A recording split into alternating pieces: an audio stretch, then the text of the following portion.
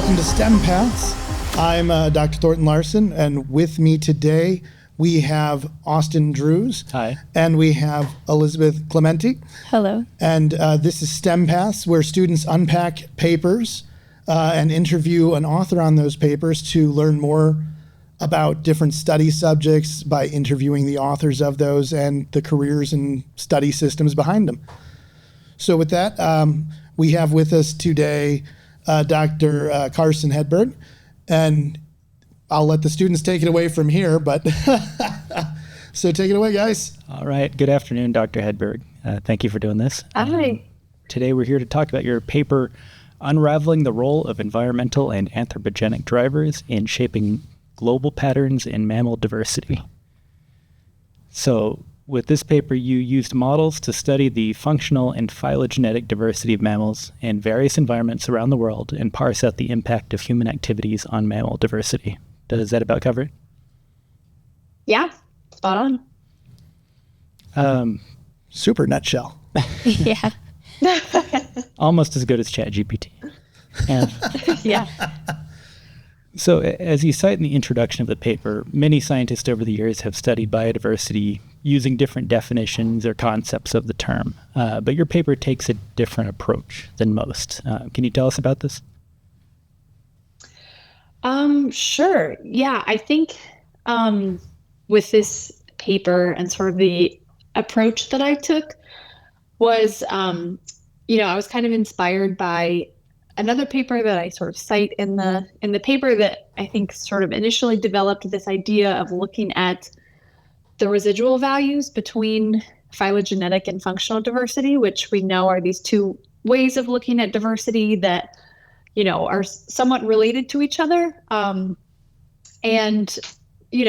trying to understand patterns in one or the other, it's kind of hard because they are so related. So this idea of, sort of modeling them together and looking at the residuals, so ways in which, they actually differ from one another, I thought was a really cool idea of trying to parse out, these different patterns and, coming up with that approach and kind of using it in this way to kind of isolate one pattern from the other. Which I love how you're describing this right now in terms of patterns, because that's really what we're identifying in anything, biology, science, whatever. We're looking for patterns that stick out to us in how things operate, how things function, how things reveal themselves, and following those trends is really important. Yeah, I really appreciate just how the enormity of the scope here, where you're talking about global patterns, not just one community or ecosystem. Yes, it did make for a hard paper to write. Yeah. I learned from going through this process, I learned that I love reading papers that describe these global patterns, and then once it's you trying to make sense of them, it's not always easy and took a lot of iterations and versions to get there. I can imagine. Well, one thing that caught my attention while reading the article was that I realized that studies might be overlooking or underestimating human influence. Was that a focal point in what you were trying to get across? Yeah, definitely. So at the time I was coming up with this idea, so this was actually one of the chapters of my dissertation. And at the time I, was coming from kind of a paleo background, especially of like large mammals and also kind of modern conservation, and learning a lot at the time about how much humans had, caused all these extinctions and sort of changed the distribution of mammals on the planet, and these changes to like how, diversity and things like that. And then at the same time, I was actually in a macroecology class learning about these like big picture global patterns and like all these different hypotheses on, these ecological and evolutionary mechanisms around what's driving them. But I feel like in those discussions, it was like, if you're talking about mechanisms, usually human impacts weren't really discussed. And if you were talking about patterns, it seems like it was acknowledged that there were these huge changes caused by humans. And it's like, well, if we're trying to understand the mechanism by looking at the pattern, then to me, I was like, oh, well, would it, is there a potential for human impacts to be biasing our understanding of what the underlying mechanism is? And so that was kind of what led to this idea of trying to look at that and try to disentangle those two things. Did this overlap with any ideas of cascade effects in terms of how things work? In some of your other thoughts on it? Cascade effects in what way? I'm just thinking back to, we were talking in mammalogy class just today about one of the reasons the stellar sea cow is no longer with us.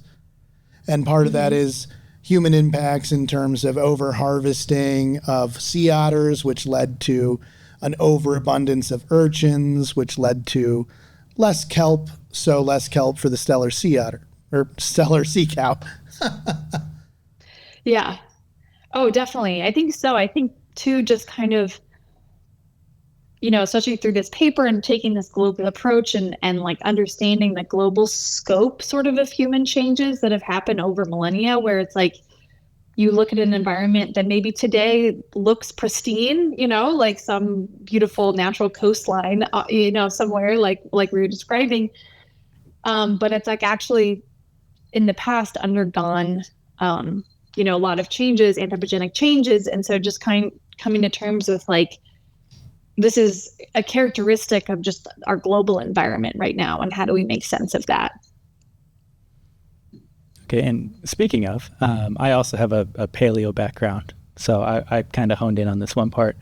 So in your paper, you discuss the Pleistocene megafaunal extinctions, the loss of which you treat as examples of human impact. Could you tell us a little bit about the Pleistocene extinctions and how that might be a little bit controversial? Sure. Yeah, there's definitely been a lot of study and a lot of different hypotheses on what has caused the Pleistocene extinctions. What we can definitely tell, and what's pretty unambiguous from the fossil record, is that they tended to be really size selective toward the largest bodied mammals. And so this is quite unique in the fossil record. And we have, in pretty much all of the Cenozoic, we hadn't really seen this like highly size selective extinction pattern where the larger bodied you were, the more likely it was that you were to go extinct. And so that was sort of unique. And then I think another thing that was really unique about this extinction is it didn't necessarily happen at the same time on every continent, which is what you might expect if it was primarily driven by some kind of global shift in climate or some massive, global, volcanic eruption or something like what caused the Permian extinction or, it did. And, it sort of more or less tracked loosely the migration of human across other continents. And so to me, I think that the timing is really convincing that humans at least had some causal factor. And if you think about what might make something with a large body size more susceptible to extinction, to get really big, it has some benefits. Like if you think about a modern day elephant, once it's full size, it's more or less immune from predation by, say, like a lion or something. But the cost to that sort of investment also, I don't know if you guys can hear my cats. They're being... Cats are going to cat, right? Okay, I can kick them out. I don't know if they're picking it up on the audio. I'm enjoying it.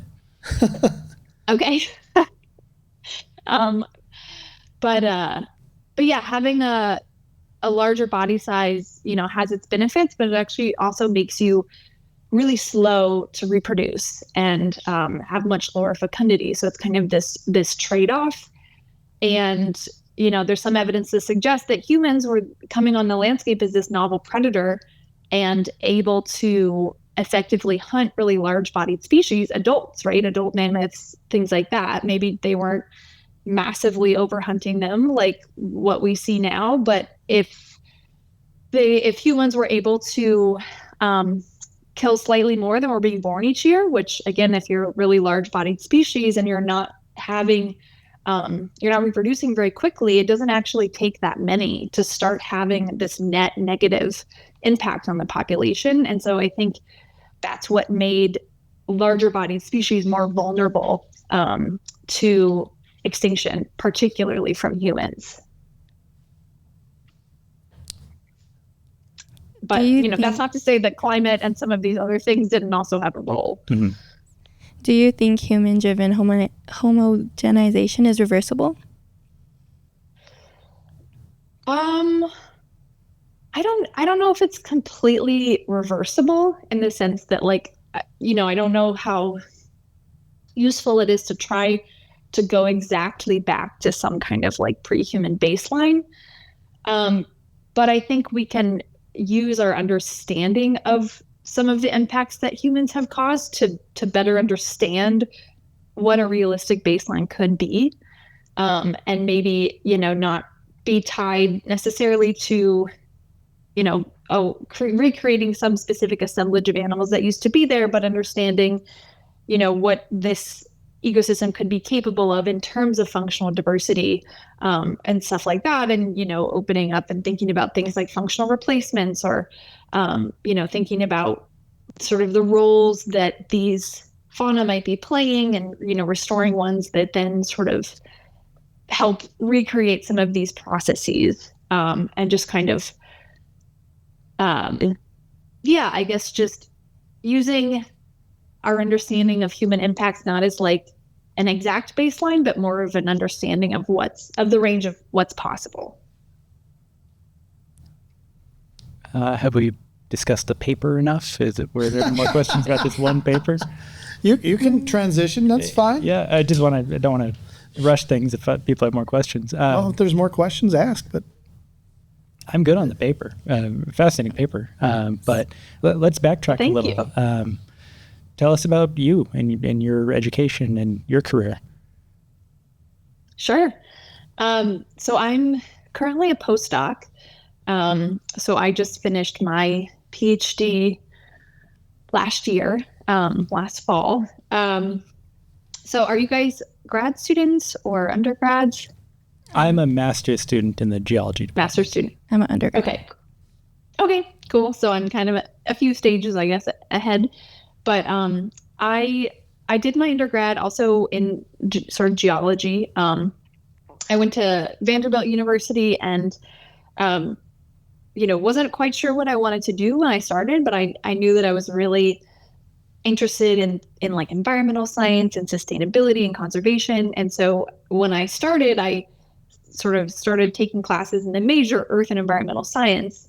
And then once I started, I realized that it was very heavily focused on the earth science part and geology, which I ended up loving and like loving to learn about the history of life on the planet and these really like large scale processes that control climate and, control landforms and all of that stuff. So I really loved it, and kind of got most interested in paleontology and the history of life and how that could be applied to conservation. I thought that was really, really interesting.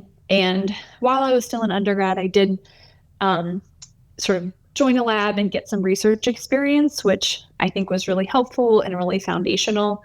And, certainly got me interested kind of in scientific research and able to sort of see myself in that role, which I think is important. And it's like, it's hard to see yourself if you don't know that role is out there. So I think even just that exposure to like what grad school could look like and stuff was really important in that time. But I actually didn't go right into grad school. I worked for a couple of years, doing some different things, mostly involved in like sustainability. I worked for a sustainability education nonprofit, and then I worked for Tennessee State Parks for a while. I was living in Tennessee. So kind of did some different jobs, but realized that I loved having a job in science, and I was doing a lot of talking and teaching about science, but sort of missed being, feeling like I was doing science. And so that's when I chose to go back into grad school. But I knew I kind of had this earth science and paleo background, but I was really motivated by conservation. And so I wanted to find a lab that could sort of help me bridge that gap, which is what drew me to the University of New Mexico. And I studied with Felicia Smith, and kind of throughout my dissertation, I guess, sort of went from a more like paleo focus. And then by the time I finished, like my last, chapter and what my current work sort of focuses on right now is more applied conservation work, but still kind of bringing that paleo perspective in. But yeah, so it's kind of a path that, you know, when I look back on it now, it seems sort of maybe not linear, but like there's a through line. But I think sometimes at the time, it just feels like you're just sort of figuring it out and don't really know the direction you're headed. I still feel like that sometimes. Oh, that's some of the best advice one of my advisors ever gave me. He's like, he was always like, remember, there's no one line. Mm-hmm. There's no one way to get to this career path or that career path. There's multiple different ways to get to that researcher, or if you want to be an academia and be a professor or something like that route, or if you want to be, you know, somebody who's on a boat doing oceanography work. There's so many different paths to get there. And that was the best advice he's probably given me. Definitely. Yeah. And I think there's paths that you don't even know exist until all of a sudden you're presented with them. Right. So, yeah, I think just paying attention to what you're motivated by and interested in is kind of the best thing you can do. And the environment is such a complicated issue that it's inherently an interdisciplinary study. So it shouldn't just be people with, you know, the one identical biology path.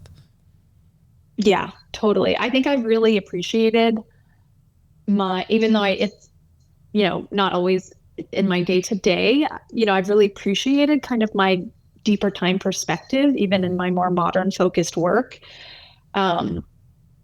Because yeah, it just helps me kind of understand and have greater context for some of the global change that we're currently experiencing that everyone talks about, you know, that's super important. But then having this broader perspective of like how much the earth has shifted in the past is helpful. Okay, I'm going to kick out my cats. Hold on. Guys. Go on. Bye, kitties. Getting too riled up. Well, if I were doing this at home, my dogs would be literally in my face while I'm trying to talk to somebody. So I know. It's so hit or miss. Usually they're just passed out in the corner, but today they've decided to wrestle each other. So. Yeah, but how it goes. Okay, do you have any other advice for students going into this graduate field?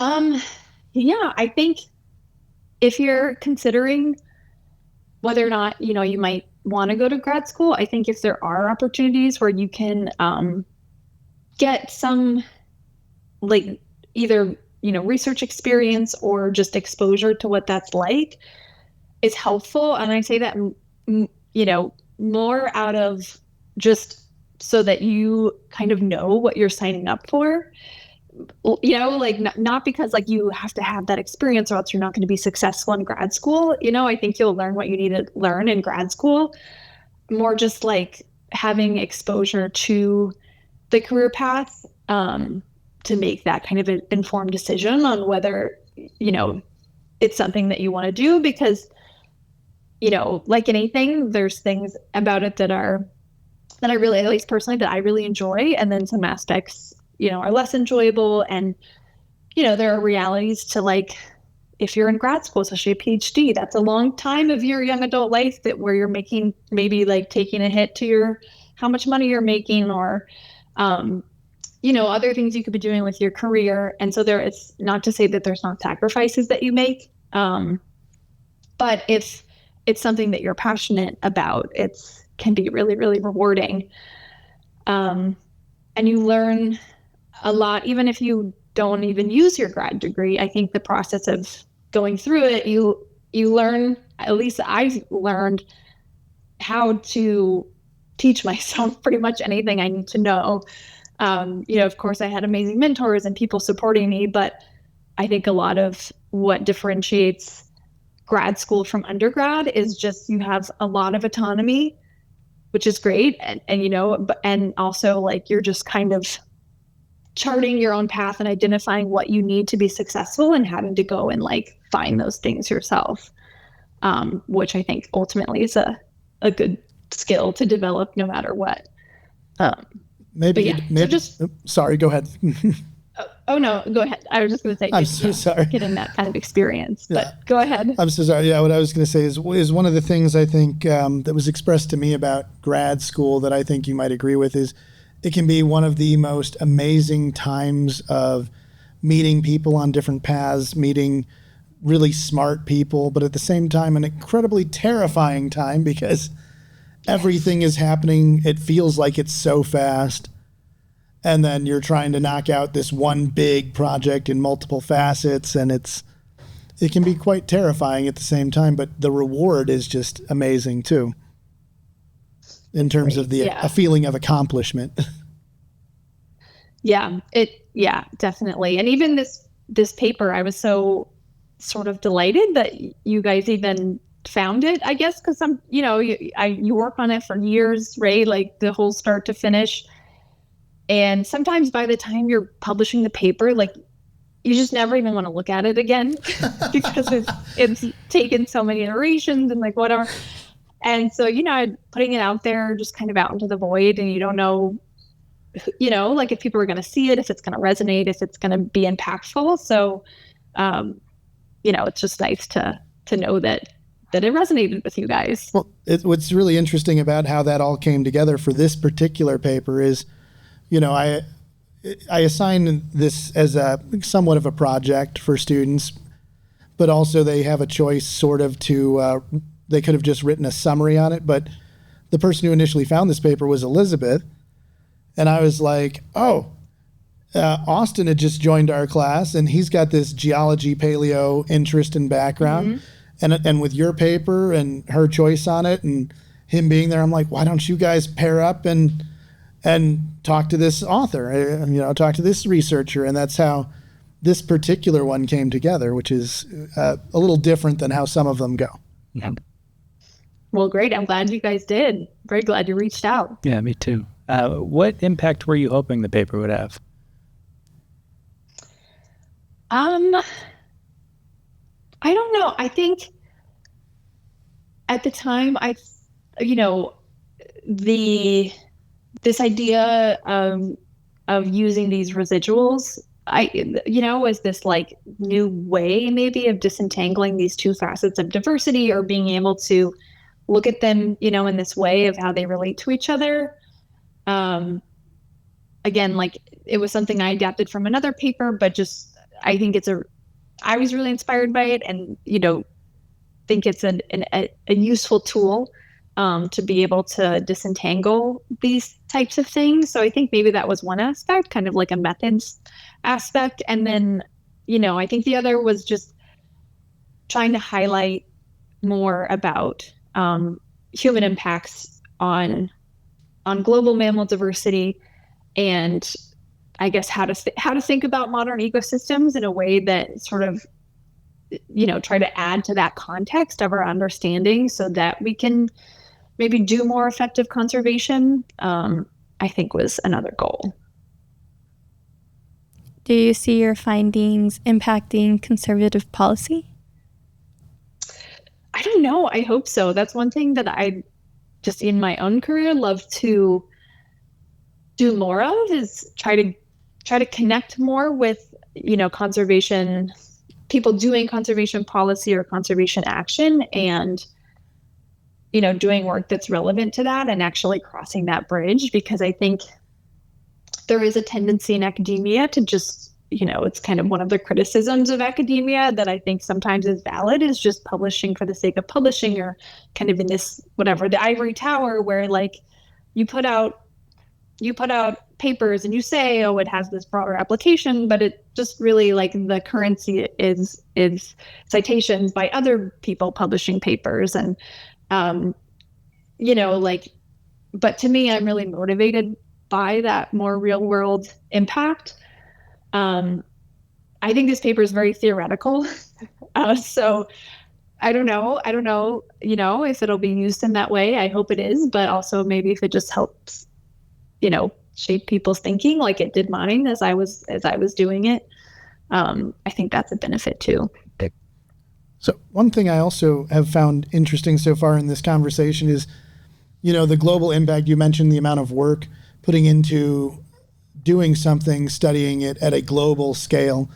And that got me thinking, while you were talking about that, about a lot of the papers I see discussing global impacts usually have a lot more people contributing to the paper, where in this case, it was part of your dissertation and you were mostly, keyboard warrioring it for the most part. And I think that's super commendable. But do you have any takes on assembling your work versus, man, I wish I had like 6 other people to carry the load, something like that? I think definitely. I think this paper, because it was a chapter, so it's just me and my advisor on it for the most part. It was just, us sort of, mostly me just kind of figuring this out and getting a lot of feedback from her and help shaping the ideas. But I think part of, definitely a huge asset to this paper was the amount of publicly available published data that's out there.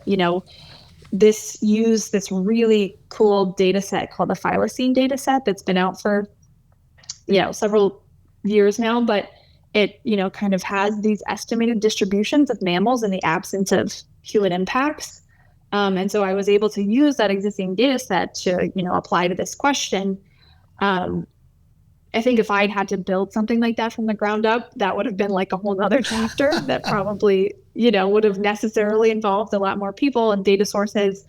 And so I think, because I was leveraging data that was already publicly available, that definitely helped me just have the tools that I needed to start at the sort of data analysis phase and data curation phase. But I think especially if you're going into something like this, where you're developing the data itself, for something this big, I'd imagine that would probably involve a lot of collaboration. Definitely. So you talk about not wanting to just write something that ends up siloed in academia. What do you think scientists can do to communicate their findings, to better communicate to the broader world? Good question. I think, maybe taking more of an active role in trying to make connections with, organizations or communities that are doing conservation work. Like, I can speak to my current research, which pretty big pivot from this paper, but I'm currently studying caribou in Yukon up in Canada, and using a technique called DNA metabarcoding, which looks at DNA in animal dung to study their diet in like a really precise way. It gives you a ton of information.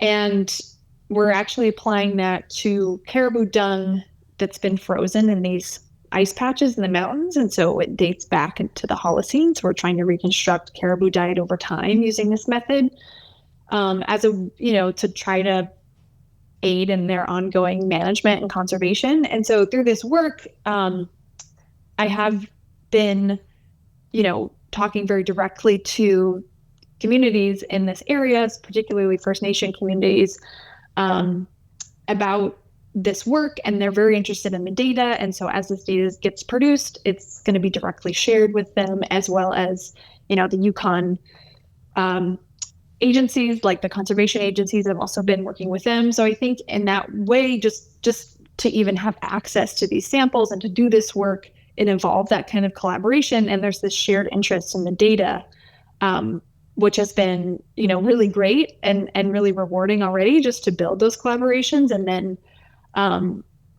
gives me a lot of motivation about the work, because I know that it's valuable for my own, interest in what I want out of this project, and will become a future publication, but it's also, hopefully going to be directly applied to ongoing caribou management and conservation. That project sounds really, really cool. Really does. Yeah. Literally and figuratively. Thank you. Yeah, I was just up in Yukon earlier, like last month, and getting a lot of these samples. It's been very cool.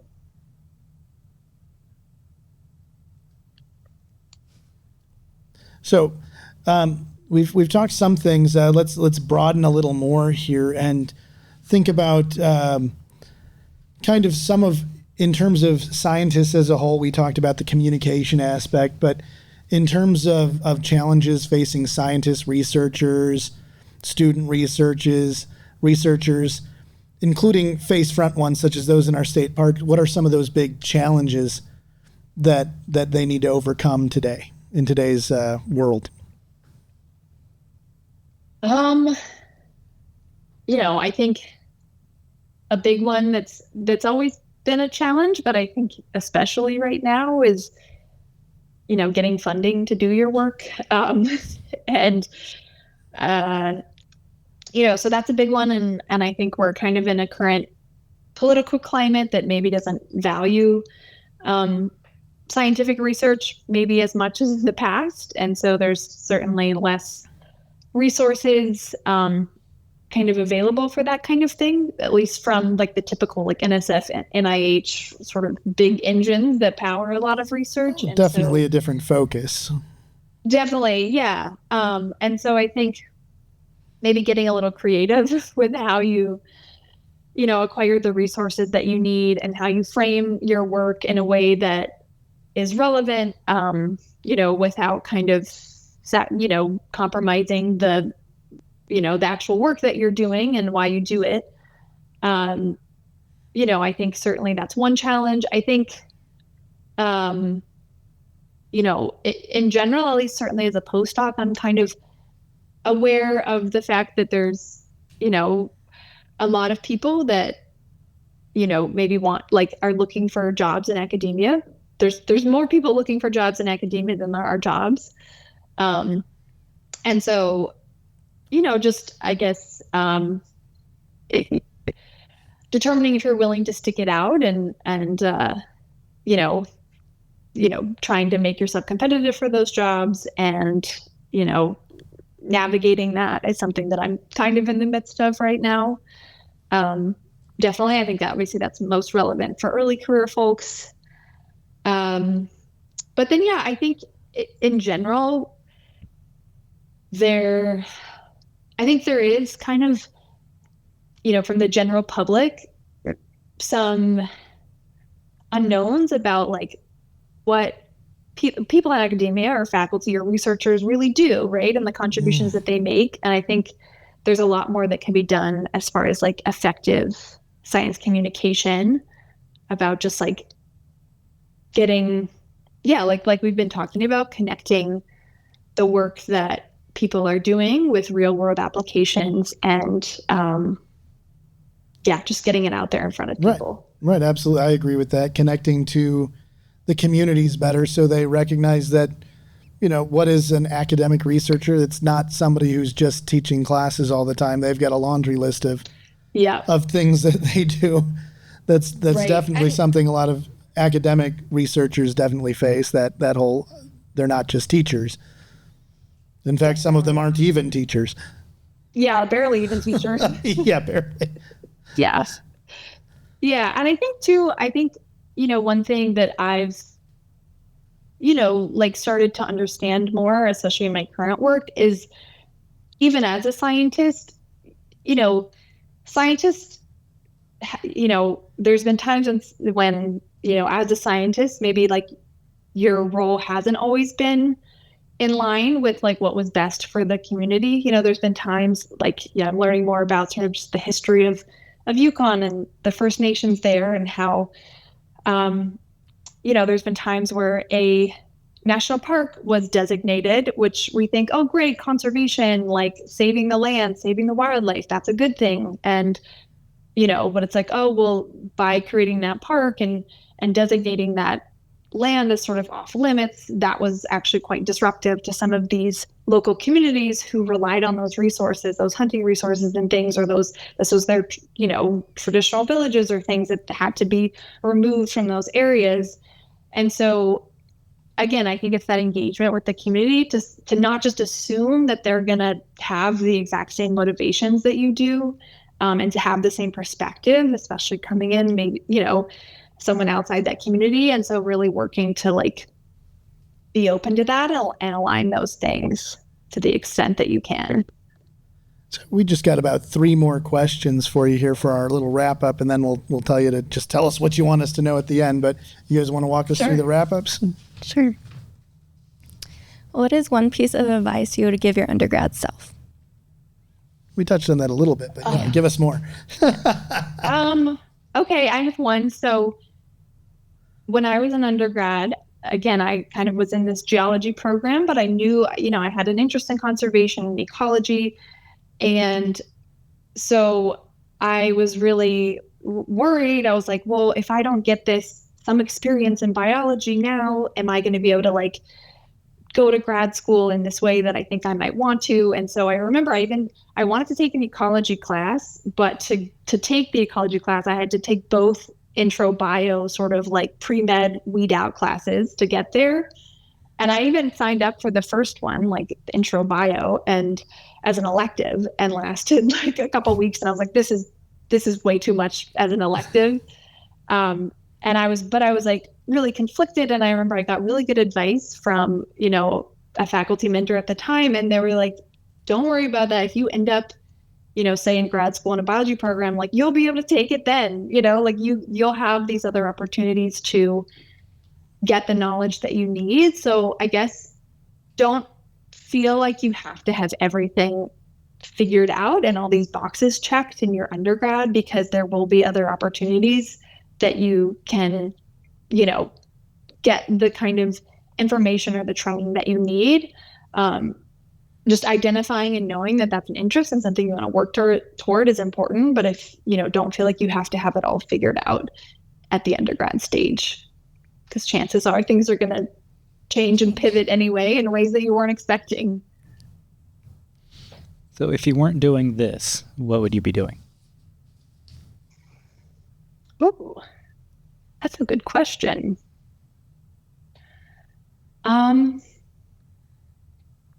I don't know. I think I would still be involved maybe in some kind of environmental or sustainability field.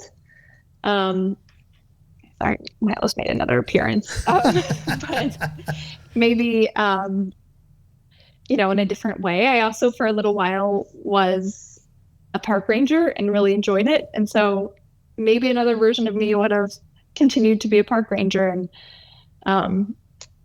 really enjoyed that, and been spending a lot of time in a national park, and hopefully would have, still had a job right now.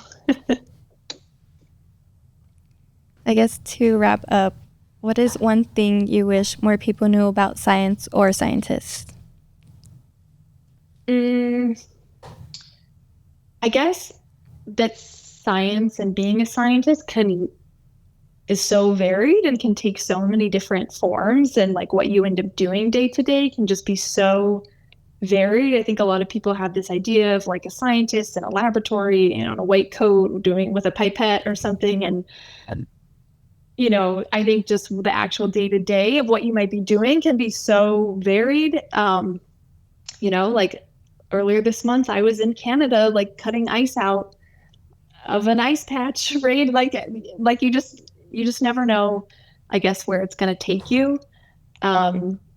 And I think even as a scientist, there's so much opportunity to sort of wear so many hats, because you're a researcher, but you're also your own project manager and your own budget manager. And you also, oftentimes are a mentor to students or a teacher or, all these different roles. So I think maybe just that it's not as one-dimensional, maybe as it's been portrayed in popular culture. Fantastic. So before I do the sign-off, is there anything you'd want everybody to know about what you're currently doing or anything like that before I give the sign-off?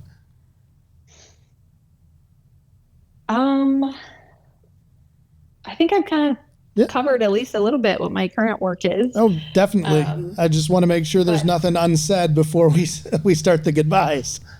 Yeah. Well, I guess just, thank you again for having me on. And this is a really fun conversation. And, I'm just glad that this resonated, and, it's been really fun to chat about with you guys. And if you ever, want to reach out and know more about my path or anything like that, feel free to stay in touch. All right. Thank you so much. Thank you.